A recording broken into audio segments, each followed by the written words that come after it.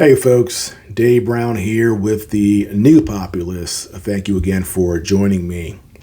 Today I want to discuss China, the United States, and the Philippines. Now, in my previous videos, I have not talked about the Philippines, but there is a lot happening there. And for those of us who are watching this growing antagonism between the United States and China, what's happening in the Philippines is actually extremely important. Now, one of my biggest frustrations is that when a conflict breaks out, like for example with Russia and Ukraine, the general public here in the United States, for the most part, has no real idea why it happened. So what are we told by our government, by our media? We were told that Putin is insane, he's crazy, he's potentially dying of cancer, and that he wants to cement his legacy before he passes and recreate the Soviet Union. Now, is that why he invaded? Of course not, but that's what we're told. And of course, the actual reasons have to do with NATO, have to do with their history with Ukraine, the overthrow of the government by the United States and Ukraine. It's very, very layered and deep. And one of the issues as well that underlies all of it is the issue of economics, right? So Russia was building a pipeline, or had built a pipeline to Germany. And one thing that the United States was worried about was the natural resources of Russia meeting the German economy, the German industry, and having this tandem together that would grow and just really build the power of Russia and Germany and challenge the United States, right? That's what we were concerned about, which is why we were looking for a way to end the pipeline and Nord Stream, and eventually we blew it up. So when you go deep enough, the reason for conflict is usually about economics, not these nonsensical things that our government tells us about some leader just being crazy. I'll go back even further. I'll go back to Japan. Japan bombed Pearl Harbor. Why? Because they're crazy? Not really. Because the United States we were using our Navy to prevent them access to oil. And we were starving their economy. So their leadership made a decision. We're going to try to destroy the U.S. fleet in Pearl Harbor and free ourselves. And that's what they did. And ultimately, it didn't work out. But their reasoning for doing it was solid. It was founded in economics. And so all these conflicts in history, the narrative were fed by our government about freedom and democracy and good and evil. It's all nonsense. It's about money, power, economics. So let's go to the Philippines, China, and the United States and talk about this. Now, there was an article in the RAND blog, RAND Corporation. I love to go to RAND because they give us insight into what the establishment in Washington, D.C. is thinking. And they have an article here. It's called "The Philippines is America's New Star Ally in Asia." And it starts here by saying the election of the Philippines' new president, Ferdinand Bongbong Marcos Jr. in May 2022 has proven exceptionally significant for Washington's security alliances in the Indo-Pacific. Marcos, the son of former dictator Ferdinand Marcos, has prioritized the maintenance of healthy ties to the United States, just as his father did during the Cold War. This marks a sharp departure from the foreign policy of Marcos' predecessor, Rodrigo Duterte, who sought to systematically dismantle the U.S.-Philippines alliance, decrease Manila's reliance on Washington, and diversify the country's partnerships to include new opportunities with China and Russia. So what he's saying here is that we got our guy in the Philippines, the United States. In response to China's aggressive behavior, Marcos has taken several steps that are positive not only for the U.S.-Philippines alliance, but also for Washington's broader Indo-Pacific strategy. This month, U.S. Defense Secretary Lloyd Austin visited Manila, the capital, and met Marcos and key Philippines defense leaders. The two nations announced an expansion of the Enhanced Defense Cooperation Agreement from 5 to 9 sites, which will provide additional capacity for the U.S. military to project power from the Philippines to handle future contingencies. So we have 5 bases in the Philippines, and because of this expanding of the Enhanced Defense Cooperation Agreement, we will add 4 more sites to the Philippines for our military to operate. And we have the U.S. Department of Defense announcing it, these 4 new sites, a naval base. It's called Camilo Ocias, I can't pronounce that, Ocias in Santa Ana, Camp Melchor de la Cruz, one in Palawan, and Lalo Airport, I guess, in Cagayan. I apologize if I mispronounced that. Yeah, you can't blame me. So we're adding these 4 bases. And where do you think they're going to be located at? So here is a map of the Philippines, and these are the existing 5 bases in the Philippines. Now, here are the sites of the 4 new ones.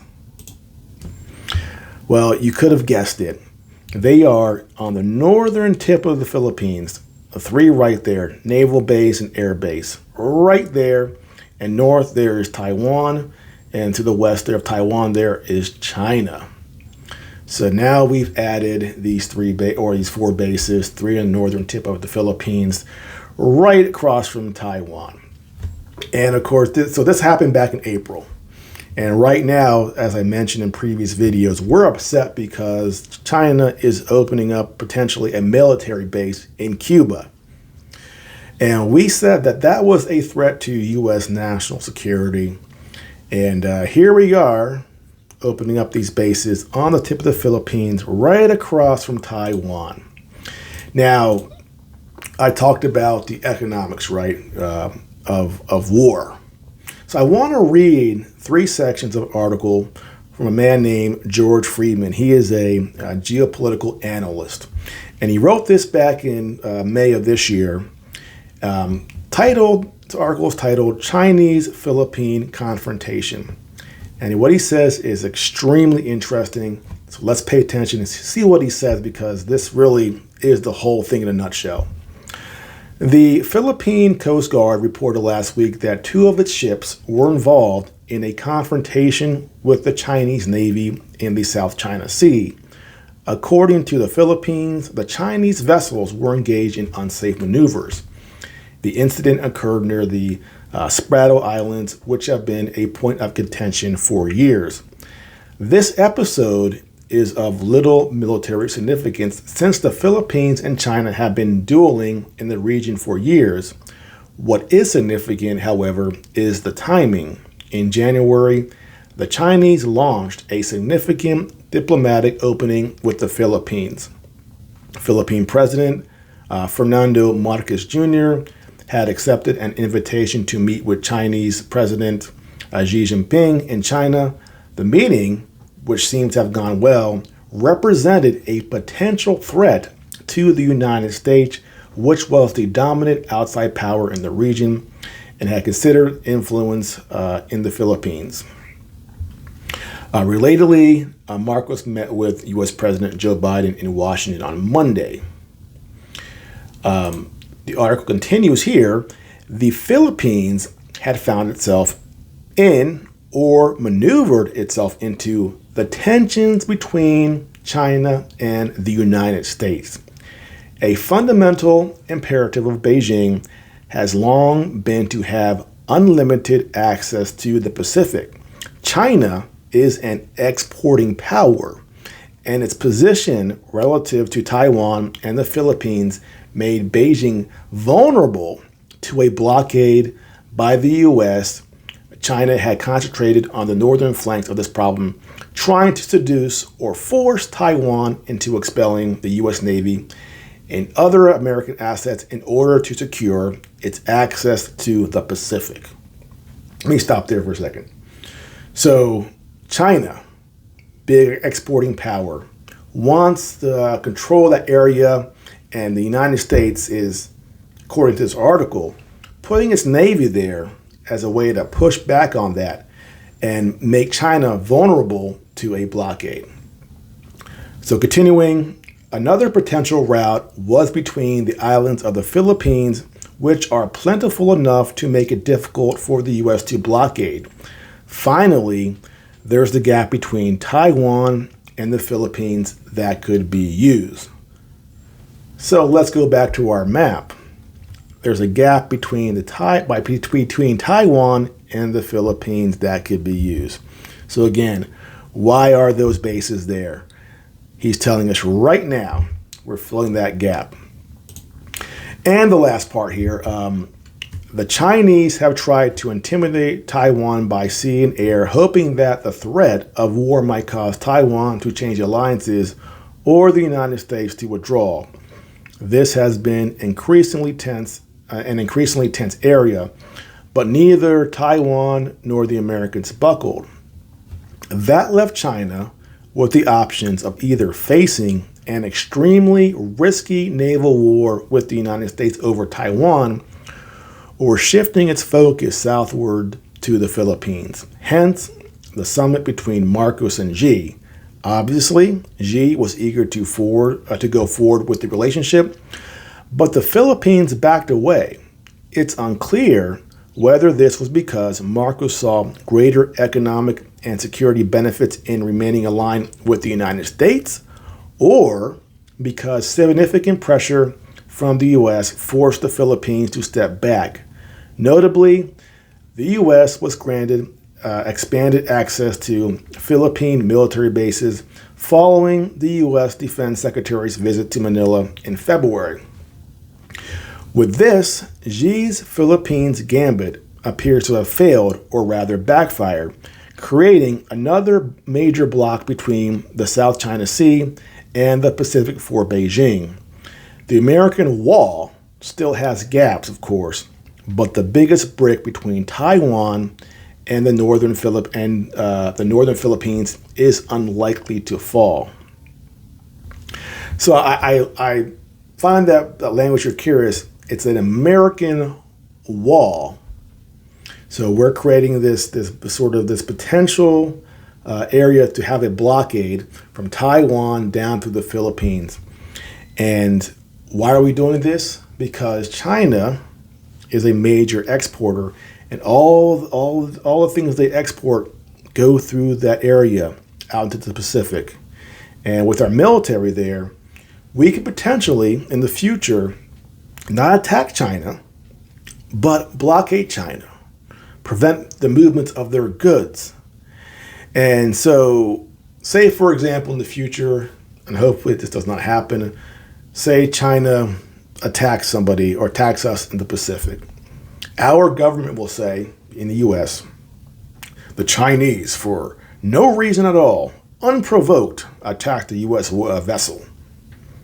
When in reality, what we're learning here is that we're building a structure that if we need to, that we can contain and block China economically and economically damage severely China, much like we were doing to Japan back in the 1930s by blocking their access to oil.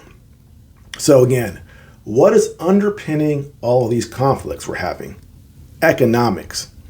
And we're all maneuvering. It's not just the United States, to be fair. Russia, Ukraine, China, United States, all maneuvering to try to get the upper hand.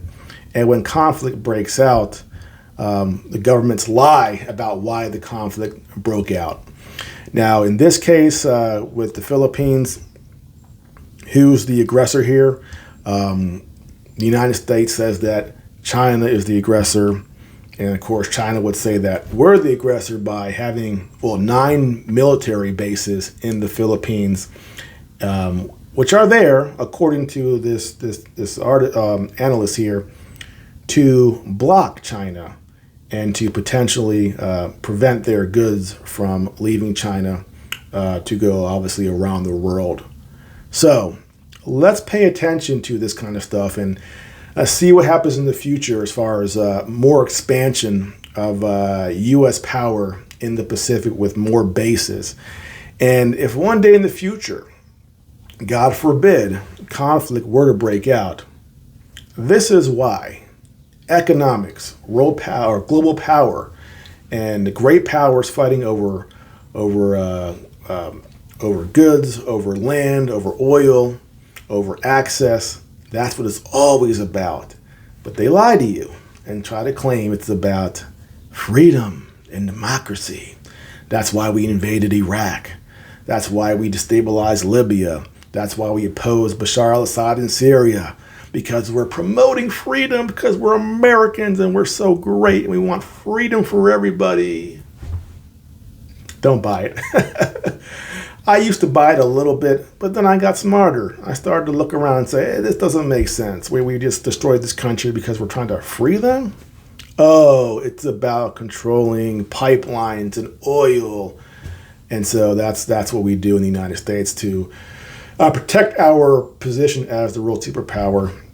We play these games, and the thing that's just so annoying is that our government turns back to the U.S. public and tells us that we're the good guys and that all these actions across the world are benevolent because we're trying to protect the world from the bad guys and promote freedom. And so many suckers in the United States, for some reason, still buy that line of thinking, and it blows my mind because now we have the internet. Back in World War I or World War II, there was no Google, there was no internet, there was no way to get information. You just read the paper or turned the radio on, and whatever they said you generally believed. But now we have access to information and we can go, wait a second, there's a much better reason for this conflict than I'm being told by my government. Oh, it's about power and economics. Shocker. Well, that's it for now. If you are new to my channel, please like and subscribe, and I'll see you next time.